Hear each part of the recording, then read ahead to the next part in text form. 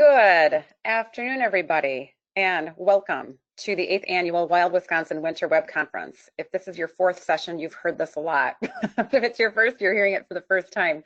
I'm Jamie Machik with the Wisconsin Valley Library Service, and I'm moderating the Tech Trends track today.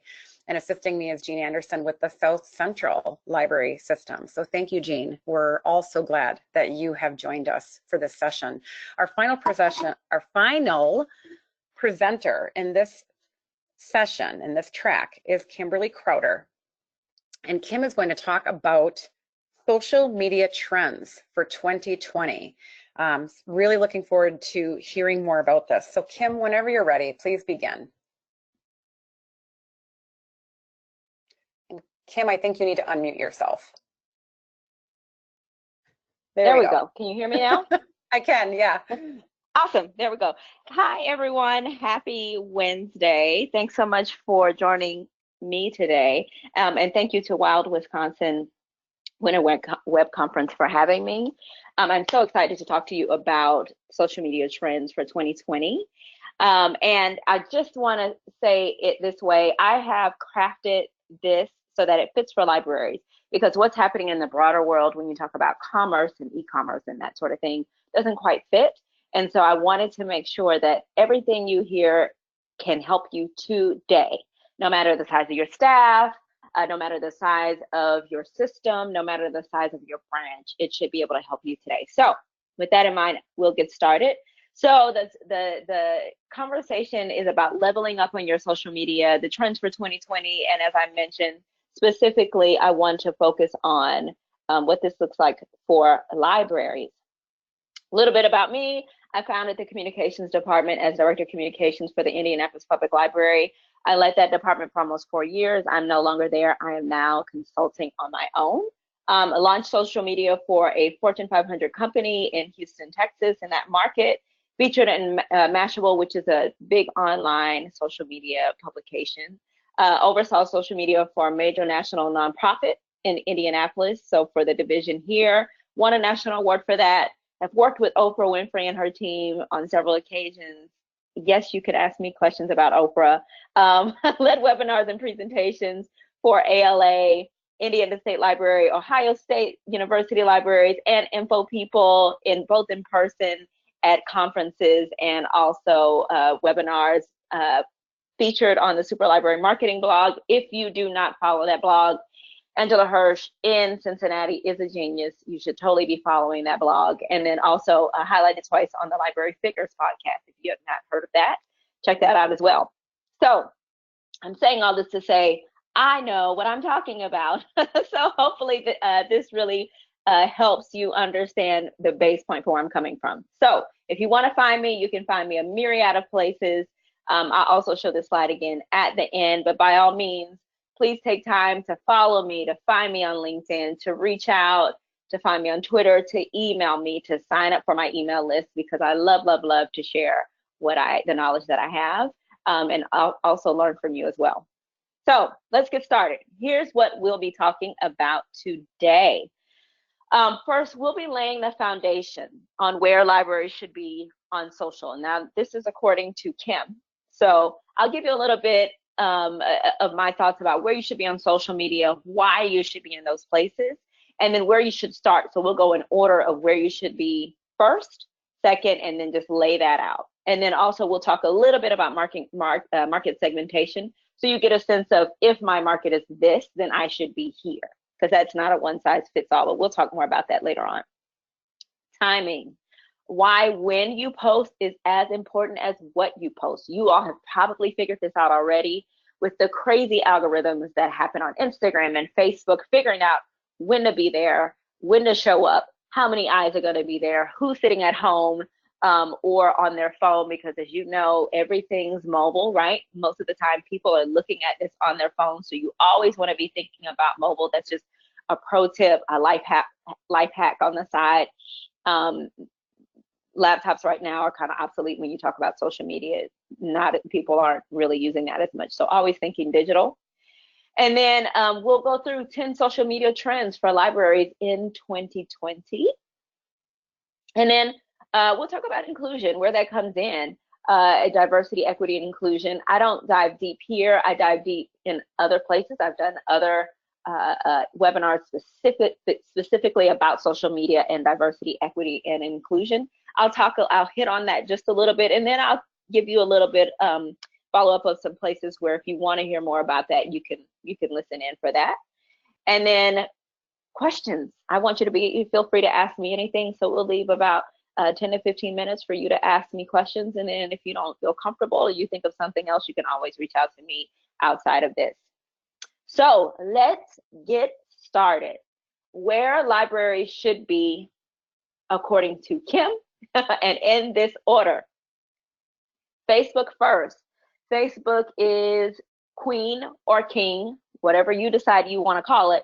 But at the end of the day, Facebook is where you should get started, because one, that community naturally looks like who's coming in the libraries, who's checking out books. When you think about demographics, you think about age, you think about who all is on Facebook, and how established that platform is. So hopefully you're really championing, you're really growing on Facebook first before you're moving on to other platforms. So make sure you're really digging in on Facebook, understanding insights and that sort of thing. We'll talk a little bit more about that as well. Instagram would be second in command for me. Instagram is of course the sister brand or the sister platform to Facebook. So it'll mirror a lot of when you talk about insights, when you talk about knowing about your community, a lot of that will already mirror the way it shows up on Facebook, the features as well. So it's intuitive. Once you get Facebook down, you'll be able to understand Instagram. Also Twitter. Twitter for me is not a platform you should spend a ton of time on, but there are some real ways and that you can use Twitter to help you out. Again, I wouldn't though put it before the other two. And then you see an asterisk next to the last two because these are really about market segmentation. So when you're looking at a specific audience, Pinterest is really great for moms, or really great, especially frankly for women. And when you're trying to pull in book lists and that sort of thing that are directly focused on groups of women, then you really want to look at Pinterest and use it in that way. And then also TikTok. And I know people are hearing a little bit about TikTok and what is this thing. I'll dive a little bit more into that, but this is particularly, and I talk about this for the younger generation, for your Gen Zers, as you are trying to build that audience, there's a way to do it. And just FYI, there is an account on TikTok if you just happen to be interested, who is a librarian. It's Bookish Librarian, and she does an excellent job on TikTok. I haven't seen quite anybody do what she does. So somebody to keep in mind to watch as you think of, if you think TikTok is going to work for you, follow her content. All right, so timing. Timing is everything, especially on social. And what do I mean by that? I mean checking your insights and testing with days of the week and with times. And so when I talk about insights, I'm going to make the assumption already that you all are already using business pages on Facebook and Instagram.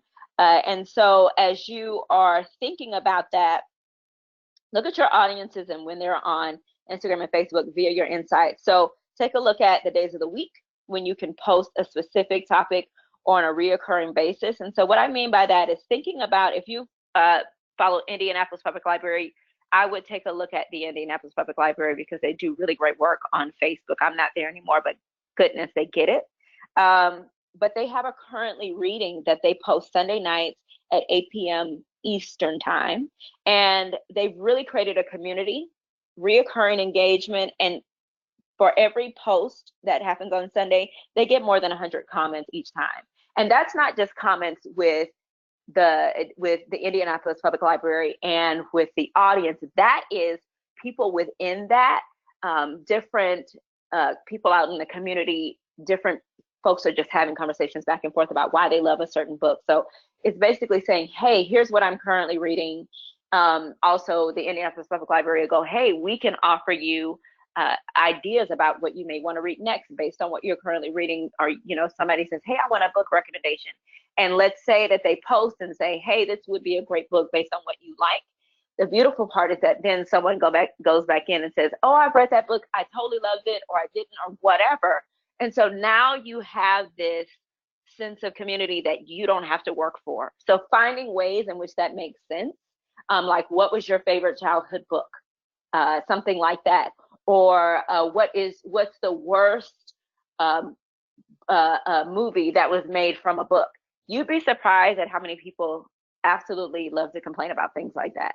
But the beautiful part is, again, you've created that community that you haven't had to work for. So as you think about that, check your insights, test. If you're wanting to know where to find that information, at the top of your Facebook page, go to Insights. You see posts on the left-hand menu, and then you get a detailed breakdown of the days and times that your fans are most active. And then also you can even see which posts got the most interaction. So it's extremely great detail. You can see some of that on Instagram. At least you can see the post, like for a time of the week, how many times a specific post was actually seen by a person. You can see if there was any action taken. So this is really good information that you should be using, because it's not just always about the likes. And we'll talk more about that later, about these vanity metrics. But these insights will help you get a sense of when your audience is on and when they're willing to connect with you. And then think about relevancy as you're posting. So it may be like, if you think about posting in a time that is different than your normal posting time, and I say you should have set posting times every day. So if you post twice a day, you post at 8 a.m. and these are just, I'm saying this randomly, so it's, please don't take this as what you should do, but 8 a.m. and 8 p.m.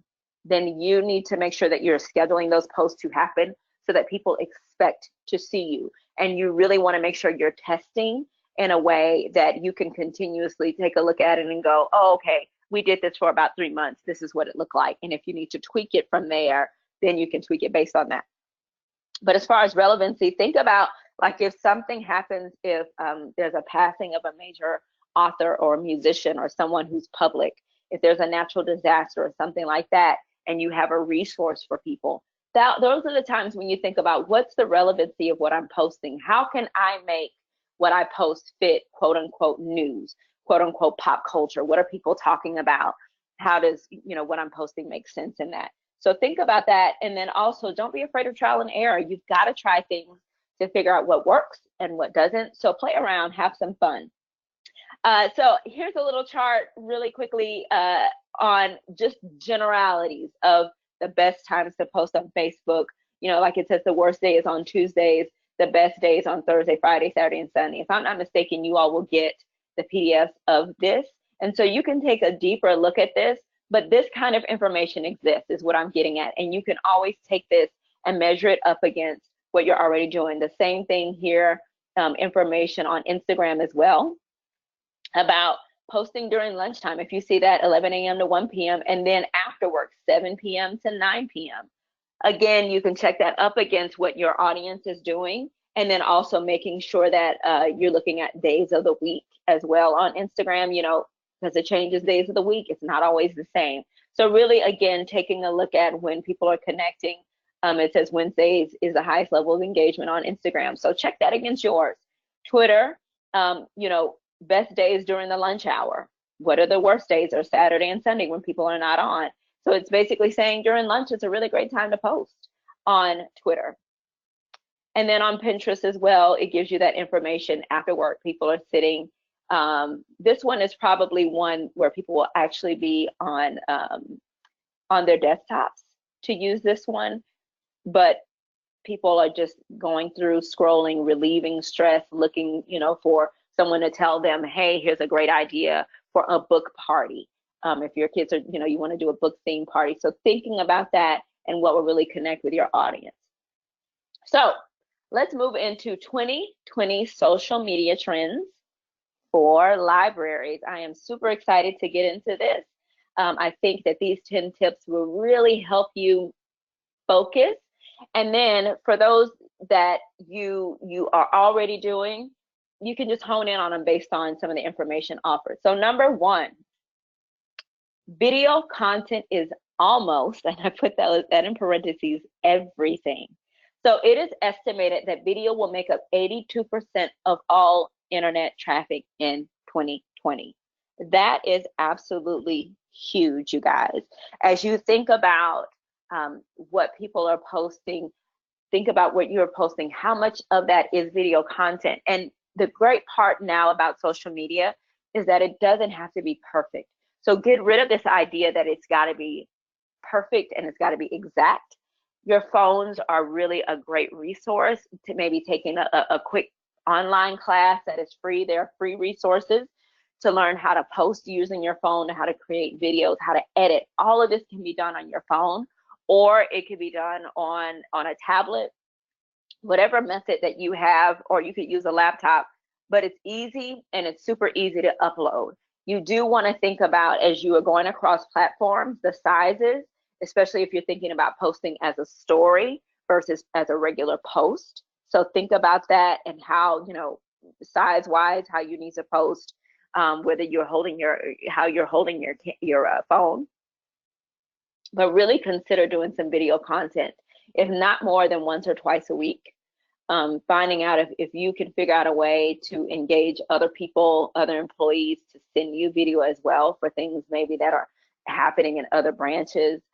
Even encouraging your audiences to send in their own book recommendations that you'll post as well. So think about how to create that video traffic for yourself, because you don't want to miss out on that 82%. And then let's go ahead, since we're talking about video, to talk about TikTok. TikTok is this new platform, started this year. The content is less glamorous than your Instagram, and it's super entertaining with less focus on a hard sell. So you see a lot of like silly videos. Frankly, you see a lot of kids like dancing in libraries. You see librarians making up songs about books or about life as a librarian and that sort of thing. It is super zany, super fun, and it is strictly for connecting with Gen Z. So remember that this is really young people. So as you are looking to connect with those folks, right now they're on TikTok. And TikTok right now ranks above Facebook and Instagram as the third most downloaded non-gaming app of the year of 2019, with 1.5 billion downloads in 2009. Isn't that crazy? So also, you do want to remember that it is new. So that accounts for some of that, but it is something that you may want to consider if you have the other platforms that we talked about: Facebook, Instagram, Twitter, and then choosing between Pinterest and TikTok, or figuring out if there's a children's librarian who should be doing this. So it's something to think about. Number 2, don't be afraid of long-ish videos. What I mean by that is thinking about IGTVs or Instagram TV and why it should be part of your 2020 social level up. So as you are creating these videos, they work really well on Facebook, and you think, oh my gosh, I have this video that is 1.5 minutes long, but it won't fit on Instagram. Well, you no longer have to downsize on that. Now you just use Instagram TV. You can put the full video on Instagram, which is amazing. And you'd be surprised how many people actually watch that, how many people click through. You can see how many people click through and watch your whole video, which is great. The biggest thing is you have to make it super engaging right up front. People have to know exactly what information they're getting. So if you're gonna say, top 5 books for vacation, or 5 classics that are XYZ, or whatever that is, people need to immediately know what they're gonna get from that content.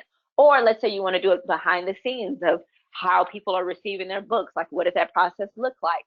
Again, people need to know immediately what they're gonna get, so that they can watch the whole entire video from the end. You can even tease and say, oh, and there's a little surprise at the end, or whatever you want to do to make sure that people are watching from front to back.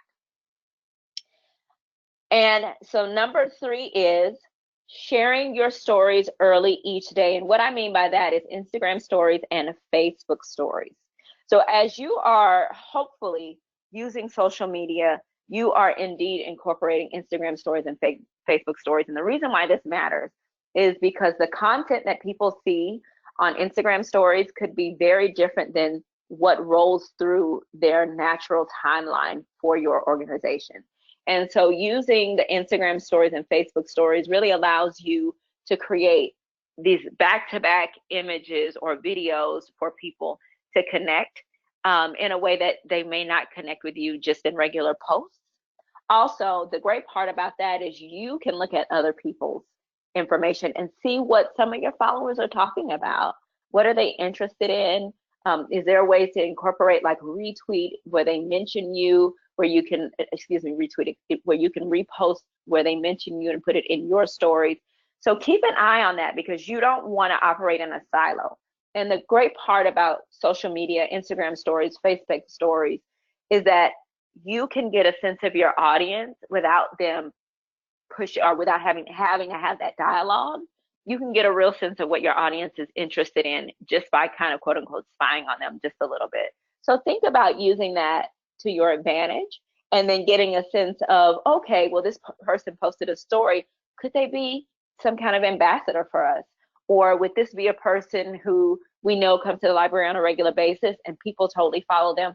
How do you create those partnerships? So think about that. We'll talk a little bit about influencers, but really the earlier in the day that you post your stories, the longer timeline you have to get around that 24-hour timeline, so that each day it wears out and you can start your new day with a new story. So it just gives people more time during the day to see what you posted during hours like wake hours. So make sure that you're using those when possible. Also, number 4, go live. If you have an opportunity to go live, and I say this, but only, and I mean only when it makes sense, then do so. If you have something happening at one of the branches that you know a ton of people want to come to and for some reason they can't, or it's just a good opportunity to make a connection, maybe like a live, somebody saying, hey, you want book recommendations? We'll go live at this time for the next 10 minutes. Ask us anything about a book or about a topic and we'll recommend XYZ. So you can really use live to your advantage. And of course, as you all know, that people, when you go live, people get that kind of a reminder, or, hey, so-and-so is live right now. You get that on Instagram and you get that on Facebook. So really think about that. And you can, as I mentioned, you can do that on Facebook, Instagram, Twitter. What I mean by going live on Twitter is doing live tweets. So let's say you have a big event and you have an author there posting what they, a quote from this author, as the author saying some really great things, posting photos and that sort of thing, kind of as a live tweet, and let people know that they can also join in on that conversation, that you encourage them to tweet along with you, and also always create a hashtag. So you can put all of that in one place so that if people want to follow along, they can find that hashtag on Twitter. And number 5, segment your social media audiences pronto. And so what does that mean? This is basically saying that this one size fits all is out, market segmentation is in. So you're creating posts based on your niche groups within your overall social media audiences. This currently reading that I talked about from the Indianapolis Public Library is a really good example, because there's a certain group of people who are going to continuously come back to this this piece about market segmentation, as in, hey, I really love to read. Hey, these are the kind of books I love to read. You get a sense of who those folks are, who are your kind of, we call them mom fans, but who are your loyal fans who continuously comment every week. And so think about them as you are creating posts, particularly posts that they may like, and think about your audience in segments, those audiences who are parents, those audiences who are really into crafts, those audiences who tend towards new releases. So think about how to post to them, where they'll be, where they respond. Is that on Instagram? Is that on Twitter? Is that on Facebook? Is that on Pinterest? And also think of the times of days when you connect with them. And as I mentioned, that currently reading is at the same time every Sunday. People look forward to it. It's been going on now, I think, for 2+ almost 3 years. And so people expect it. So think about that. How do you create room so that your audiences feel known by you, right? Social media is made to be personal. It is indeed a conversation between the audience and yourself, and you are basically, think about you as reflecting your audience. So you are guiding your audience kind of in a way, but you're really reflecting what they already want to hear, listening, repeating that back out to them, and getting people excited to hear that the library has heard them. So as you're thinking about this market segmentation, think about it in that way. Who can you reflect? Maybe your top 3 audiences. If there is maybe a certain language, does it make sense to do post in a certain language every once in a while that is not English?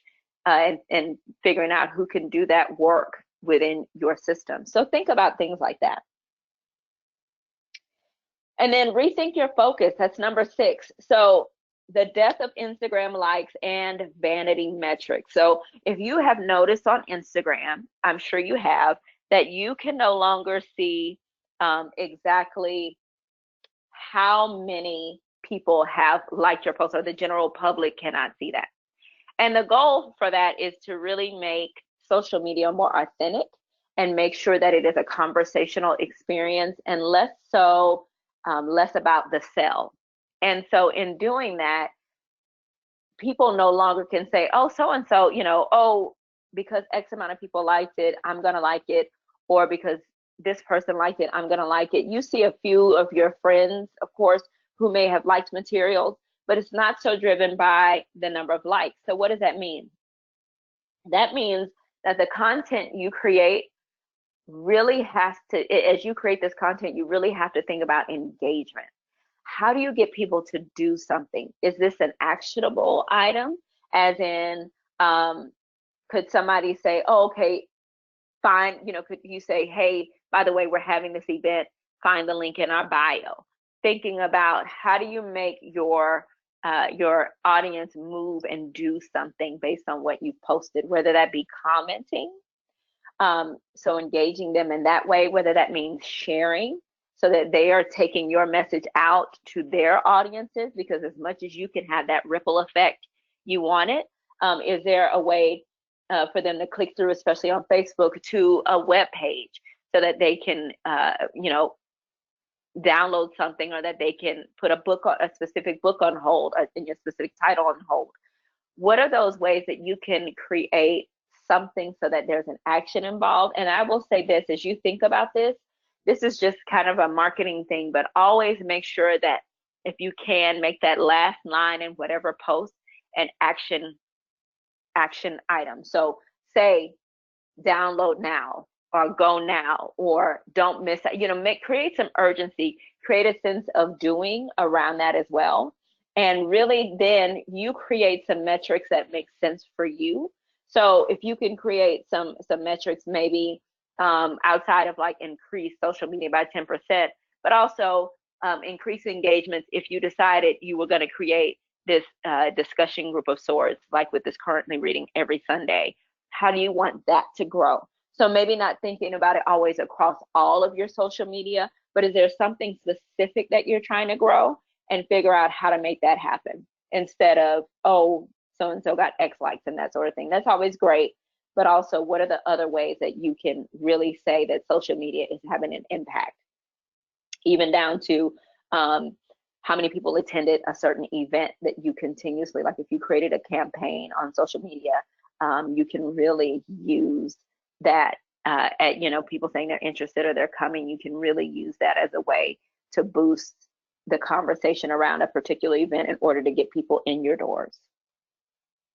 Number 7, engage local influencers and be sure to choose wisely. I'll give you an example of how we use this at Indianapolis Public Library. We were opening the Center for Black Literature and Culture, and this was huge and people were so excited, and we decided to do previews with targeted groups of people in the community who we knew had a great following, who had great impact in Indianapolis, and who could, outside of us, take that, kind of take the gospel out so that people could, they also trusted us, but they could kind of trust their friends, the people they knew. And so there were certain people we invited to come and to live tweet and to take pictures and put it on Facebook and to do it, make sure they use their stories. And we made no bones about it. So when we invited those people to be involved, we said, here's why, here's what we want you to do. We made sure we made it clear what the action was. We made sure we had the hashtag that they could use and our handles on every platform, easily accessible, easily available to them. We had people in the room who could help have those conversations if they had deeper questions. But you can do this at any level. So let's say you are, really excited about summer reading program. Is there someone in the community who can help bolster that conversation? Is there a mom who has got this great blog who people love in your community? Is there one of the anchor folks, people on the news, one of the journalists who is a big fan of yours and who'd be willing to talk about your system or your branch on their social media account? So thinking about that, but be sure to choose wisely in the way that you want to make sure that that person's values align with yours. And when I say yours, of course, I mean your library's values. So do some research, make sure you scroll through. There's nothing salacious or anything that could come back to bite you. That may be an issue, but you really can get your bang for your buck there and build some real trust with a brand new audience that you may not necessarily be able to reach, but that in turn you gain those followers. So really pay attention. Maybe this year choose 1 to 2 people. It doesn't have to be big, and play around with that. See what works, what makes sense, and why or why not it didn't quite work. Really think about which audiences you are trying to reach, as we think about that market segmentation, and find a local influencer and see what happens. So for number 8, slide into their DMs, their direct messages, and think about how to create more private interactions when possible. So let's say that you are doing the currently reading thing, and you notice someone in particular has a question that maybe you can't quite answer, or like 2 or 3 days later you think, oh my gosh, they would totally love this book.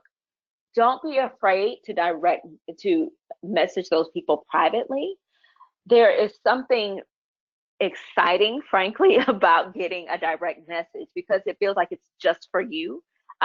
You may have had this experience too. You're like, oh my gosh, who's reaching out to me directly one-on-one? And particularly when it's a brand you trust, it just creates that sense of being really personable. Also, don't be afraid to push, like if you're having an event, put that in direct messages, because the fact of the matter is how these algorithms work. So very well, whatever you're posting or your news feed may not reach every person in your audience. So don't be afraid to expand into direct messaging. It is a really great way for people, if they see your event, to also have a conversation with you around it. If they have additional questions, you can answer them right then and there, or at least answer them one-on-one. And they're able to share that also again with their groups of friends in direct messages. So don't be afraid to reach out there. You don't want to do it so much that you're creepy. Don't do that. But maybe if you've got, this major hallmark event that you put on every year, think about using your DMs as a way to really drive people there. And the next one is making social media connections meaningful. This is number 9.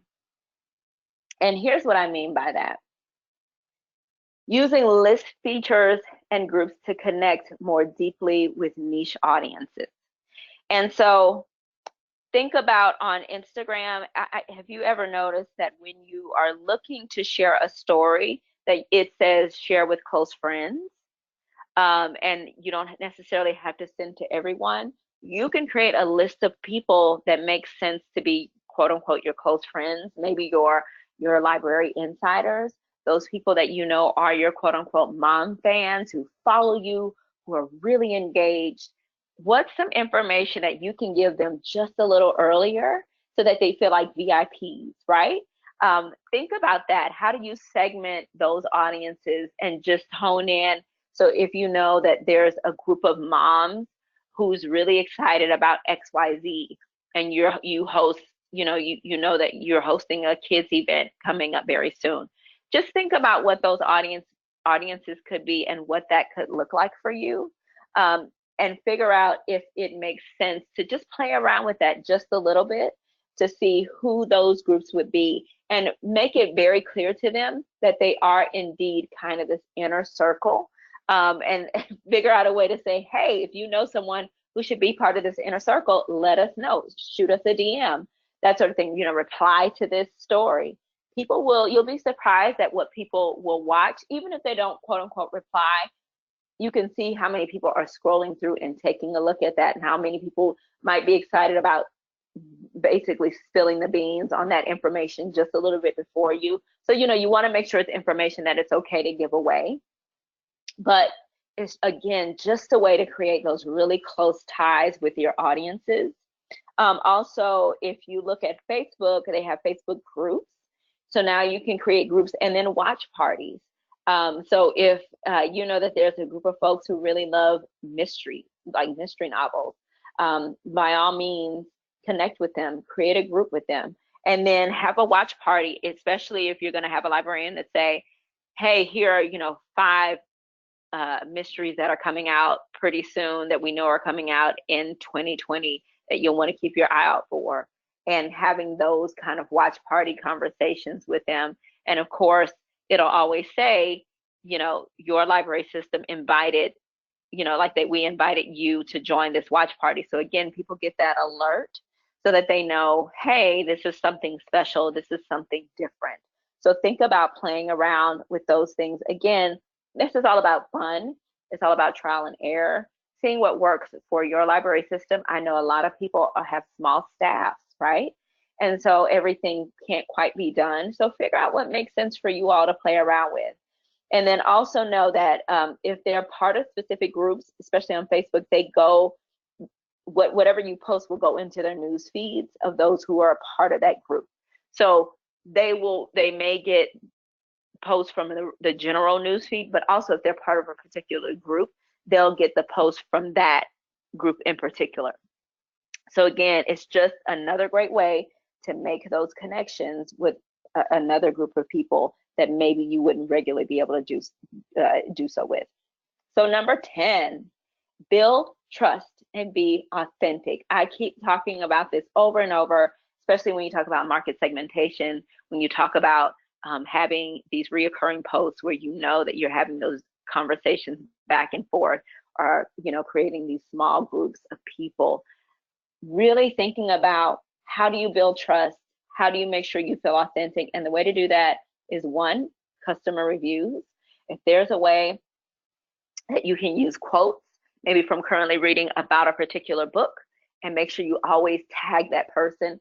How exciting is that for people to know that what they said about something specific for the library or about a particular book is going out to the masses? How cool is that? I mean, we regularly don't have those platforms.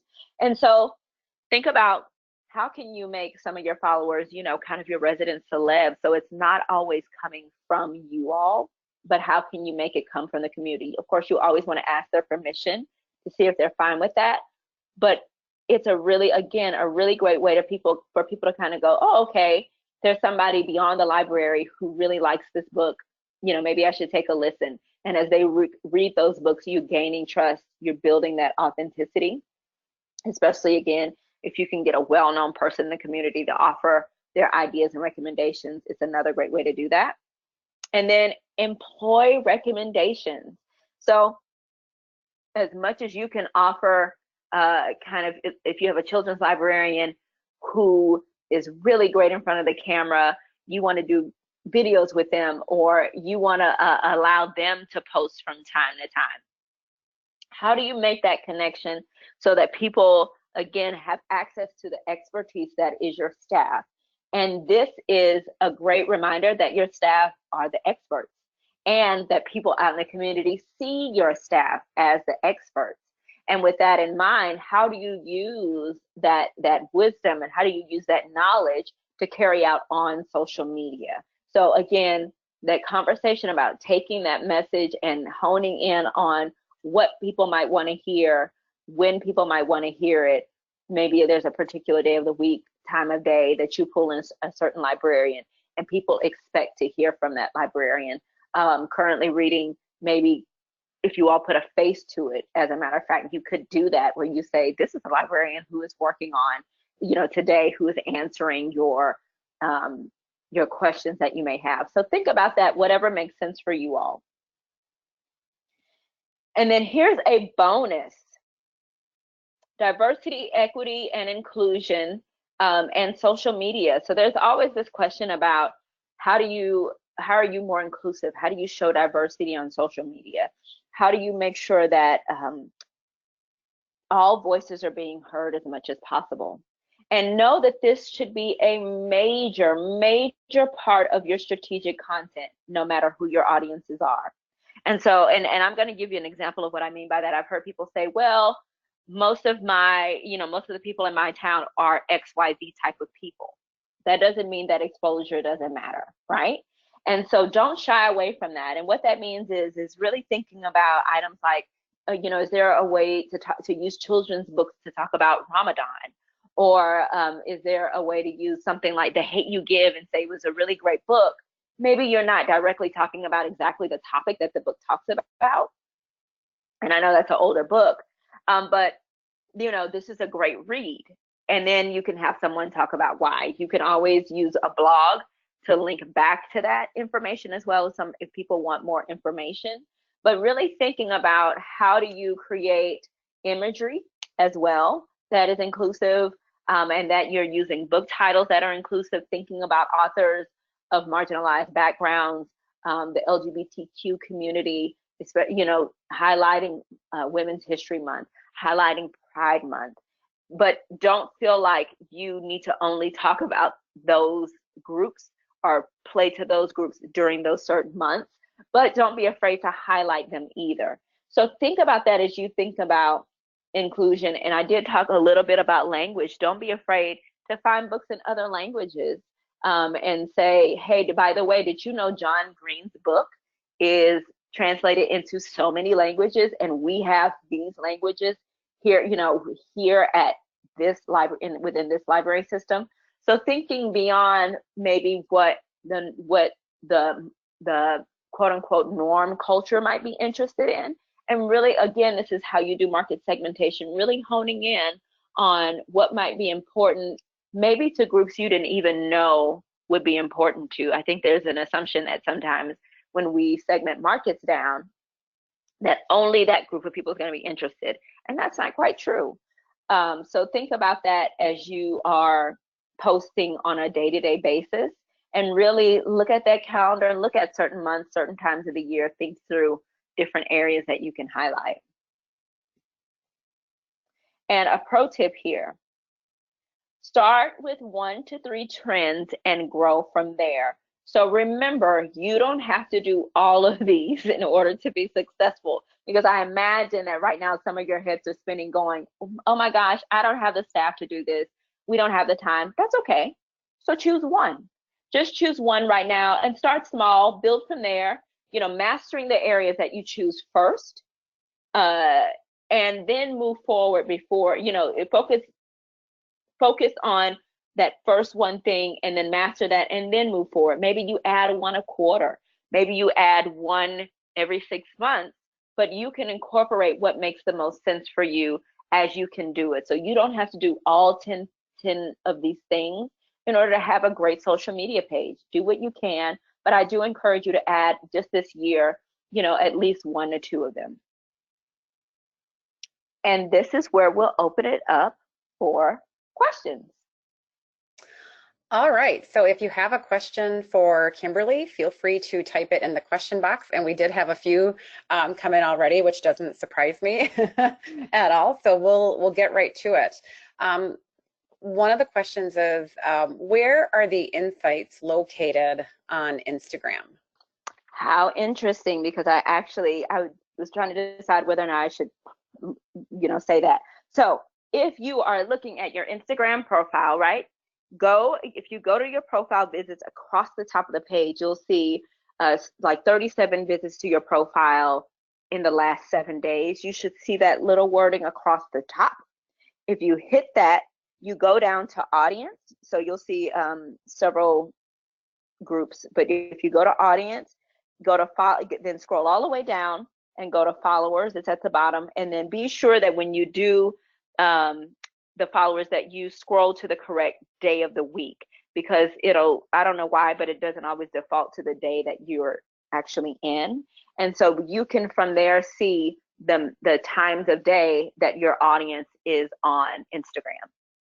Hopefully that'll help. And if you want to see visuals, you can always Google that and you can see exact visuals of that. But that's kind of the step-by-step way to get there. And once you get there, you'll never forget it, I promise. Great, thank you. Another question is, when I create original content, I schedule it for our best times, but I have the hardest time sharing other articles. Is there any way to schedule those? I haven't figured one out yet, and I can't always share at our peak time.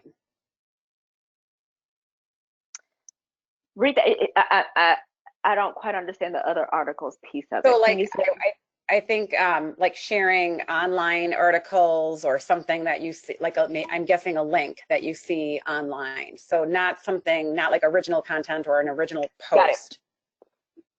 Here's what I will tell you. It is harder to make that stuff go further, just to be honest. Some of that is just kind of like the rules that Facebook has put in place. The algorithm of Facebook and Instagram are particularly Facebook, when you take content that has already been used and you're just sharing it.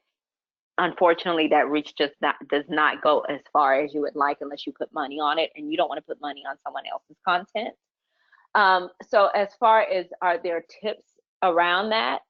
I think really thinking about, is there a way to make that information yours originally? So is there a way to restate that so that it becomes from your voice? Or is there a way you can take that information and say, did you know, if you were doing a percentage or something like that? So figuring out a way to make that original content is a great way to do that. And then you can always put in your comments the link, so people, for more information, if they want that, put that in comments, but don't make that the main focus. Okay, cool, thank you. Another question, are hashtags useful in Facebook, useful in Instagram, or is it just a Twitter thing? Good question. So, I mean, the great part about particularly Instagram is that if you hashtag something, that people are always looking for those hashtags in other places. So someone may find that hashtag, but here's what you must know, is that if you come up with a hashtag that is your own, I say only use that on Twitter. If you have an event or something like that that's specific, where you're asking other people to join in. If you try to do that on Instagram and Facebook, it doesn't, there's no big whoop around that. But if you use Bookface, for instance, anyone around the world, if they look at that hashtag Bookface and yours did well enough, or the time of day that they looked you just happen to post, they'll find you. So it just depends on what the hashtags are. I do say that they're useful on Instagram. Facebook, I say a little less, in my opinion. But on Instagram in particular, I would definitely use them if they are common hashtags. And I actually have a group of those that I've talked about before on different webinars. So there are hashtags that are specific around libraries, around, like hashtag books. I mean, just real simple stuff, but look around for those. Okay, great, thank you. What are guidelines for posting as a library on Facebook about non-library subjects? Can it get dangerous to venture into news? So far I've posted about meteor showers, weather warnings, safe stuff, or should that whole world stuff be left to other organizations, and should we stick to library and reading posts? Good question, very good question. So my short answer is yes, stick to what people come to you for. However, right, with the caveat that you can, again, if you have a great book around meteor showers, if you have a great book that matches something that's already in the media, remember I kind of talked about this, that's where you take what is happening in news and you turn it into a subject that you're the expert on, right? who knows what books are better about those topics than you? So that's where you use that information. But I think you stay away from being the reporter of sorts. But Right. you, like, so around when Prince passed away, the Indianapolis Public Library just said, hey, by the way, we have, songs and books about Prince here, but we didn't announce that Prince passed away. Right. Right. So we want to be current in some of those current events, but it should always somehow relate back to what we do if we. Absolutely. Okay. Absolutely. Great. Another question, should libraries have multiple Facebook pages? My library currently has one for the whole library and one for the children's department. We were thinking of combining them. What are your thoughts? I say combining forces is always best. When I got to Indianapolis Public Library, I promise you, there were 200 to 300 different ones about any little thing somebody could think of. And of course, it was hell to do, but we got it down to one. And if you look now at the Facebook page, particularly for the Indianapolis Public Library, there are 14,000 followers, right? One voice, one sound. If somebody leaves, you don't have to worry about who's going to take that over. You just want to make it clean, because remember, your library's voice is yours to own. And Right. so think about that in the way of where you want that information disseminated and who you want to disseminate that information. So a question I had is about Snapchat. I noticed Snapchat is not in your top 5. What happened with that? Are they now on TikTok? Is that where the Gen Z group is now? That's a good question. So I find that so maybe I should say this. Snapchat is a difficult animal to tame.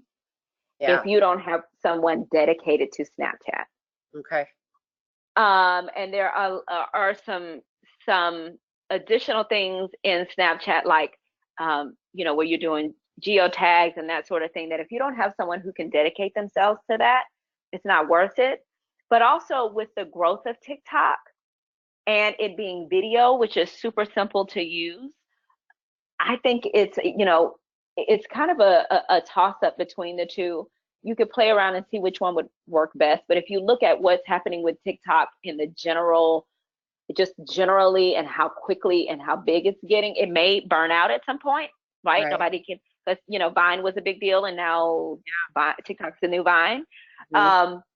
But you just really decide about how you want to connect with your Gen Zers. But I will tell you, even universities are really talking about TikTok right now, having a conversation around we should have TikTok. So that's just the hot one right now that youth are on. And I will tell you this about Gen Zers, is that they don't stay anywhere for super long. Right. So if you're trying to connect with that group, it may be that you just have to follow the herd. So it's not like Instagram and Facebook and Twitter, where these are stable and you typically have folks of all different age categories, socioeconomic backgrounds who stick around for those, because you don't have these big conglomerates like Facebook buying others.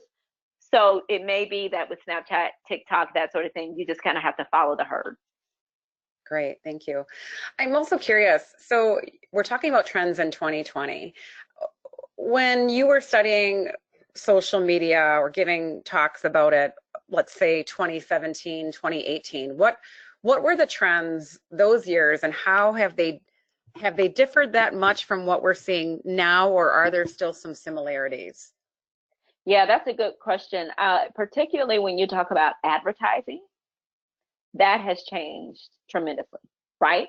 Because I cannot remember when that big shift took place. It feels like it was around 2016, 17, when the way that algorithms were looked at by Facebook, the way Facebook was handling algorithms, like totally shifted. And all of a sudden you saw that on Instagram too. You weren't getting as many likes. Your posts weren't going as far as they used to. And you weren't getting in front of that many eyes because it became pay for play. And that, for me, even on Twitter, you see that, you can now do paid ads on Twitter. That has been the biggest shift, is, hey, now you have to put money into it, as opposed to, it just being a little more organic before. And then also that shift to where, frankly, you only see who you interact with.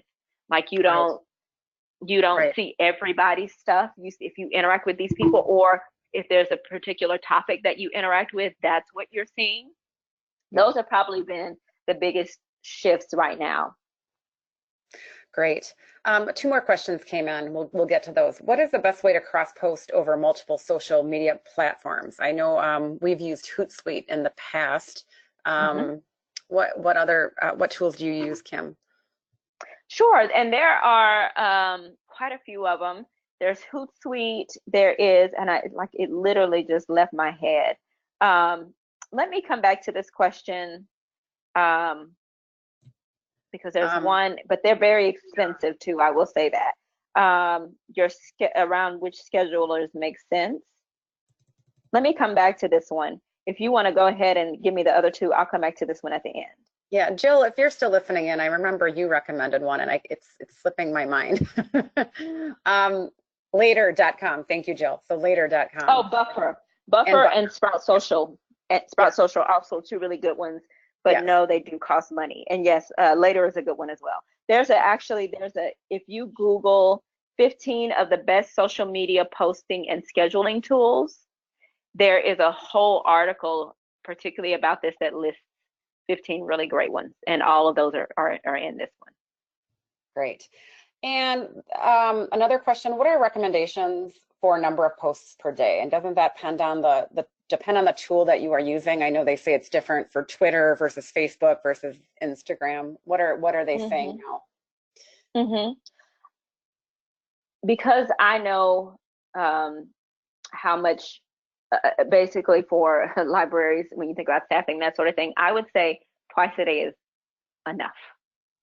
Twice a day is enough, particularly on Facebook and Instagram, where people are seeing your posts throughout the day, especially based on, here's what you really want to do. So here's a little life hack. Let's say you post something on Facebook and Instagram and somebody comments. Depending on whether you really need to get back to them immediately, like if they have a question, you get back to them immediately. But if you can hold that answer, it basically like boosts it up to the top anytime there's an additional comment. So as you can get people to engage, that's what keeps your posts in the news feeds longer. On Twitter, those things are just like moment by moment, which is why I tell people I don't really focus on Twitter unless it makes real sense, like a live, like a live tweet, live Twitter event, or if you're just going to post throughout the day. I will say this, be very careful that you aren't automatically posting in ways that don't make sense. So if you're adding somebody, how is that going to look on Instagram versus Facebook versus Twitter? Really make sure that the way that content is going to be displayed is going to make sense across the board. Okay, great. We are just about out of time. So thank you so much, Kimberly, for a great session and for everything that you talked about. And thank you to all of you listening in for your questions. As mentioned, the session recordings and slides will be posted on our conference website later this week. That is it for today. We are done with day 1. We start at 9 o'clock tomorrow for day 2 of the Wild Wisconsin Winter Web Conference. We have tracks in small libraries and tracks in library management. Both of those sessions begin at 9 a.m. Central Time. If you haven't registered, you still can. You can register for a session right up until it starts or even while it's going on. So it's never too late. That's the one beauty about a webinar. It's that you're not late to the party. So we hope we see many of you tomorrow, and if not, have a great rest of your day. Thank you. And can I say one thing really quick, Jamie? I'm sorry. Yeah, go ahead. I will be at PLA this year on February 28th. If you can find me at 2:30, I have a session about making your marketing plan inclusive. And then I also have an inclusive marketing workshop that is going to be through ALA on April 8th. It's also a webinar at 1:30 p.m. Central Standard Time. So you can find me. And if you can't remember this, shoot me an email, shoot me a message. I'm happy to share. Sounds great. So if those of you going to PLA, Kimberly will be there. So find her. So thank you all. Have a great rest of your day. And if I don't see you tomorrow, have a great rest of your week. So long. Thank you.